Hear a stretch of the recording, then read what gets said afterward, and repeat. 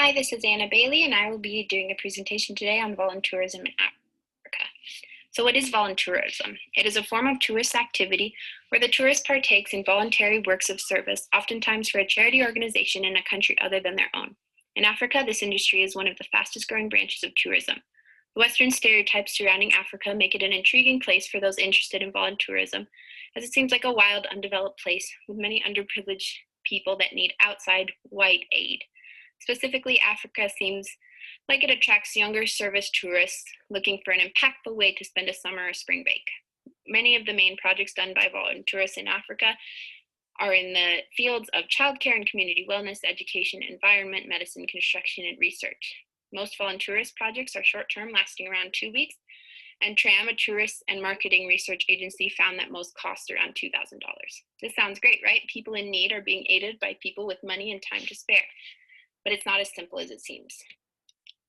Issues that arise in volunteerism are participants being unskilled or uneducated in the field they are working in, specifically in construction projects, a misuse of donation where most of the money goes into the pockets of organizers instead of into the community, a focus on short-term solutions that encourage dependency on the West instead of providing sustainable solutions that can help people really escape the issues that have been plaguing them.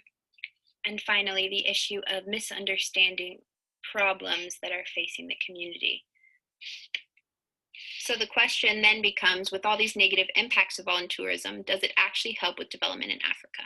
In class, we discussed development being when overall quality of life is improved as infrastructure and economic output increases through the use of region's natural resources. Though there are many different volunteerism projects throughout Africa, to answer this question, we will look at a case study. In South Africa, there are many orphanages and organizations that cater towards tourists wanting to help AIDS orphans. People sign up for these trips and interact with children, maybe helping with an English class or building a well or school. However, when these organizations were investigated, Lumos, a British human rights organization, found that around 80% of the orphans that were being helped actually had living parents and had been taken out of their communities.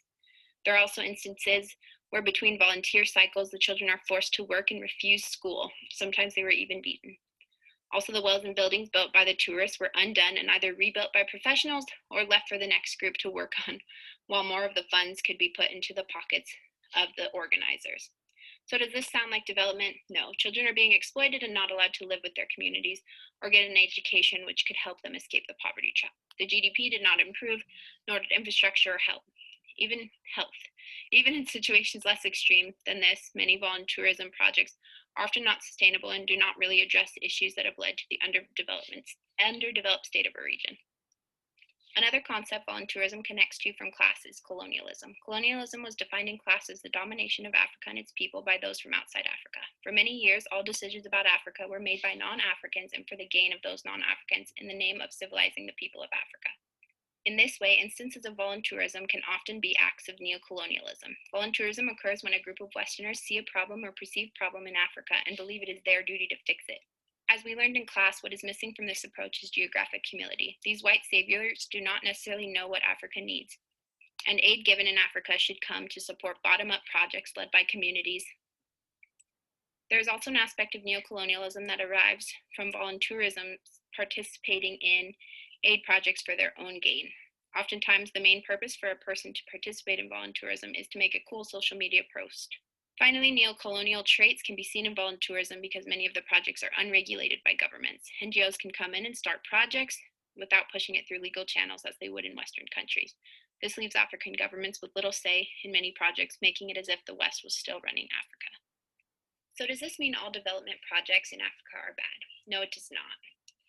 Projects with kids, white kids, with savior complexes, wanting to build a well or play with an orphan, generally have negative impacts on African communities. But there are many development projects that we can get involved in that have a net gain in Africa. So how do we spot the difference? We ask ourselves these questions. Is the organization I'm interested in actually helping people? Am I qualified to assist in this help?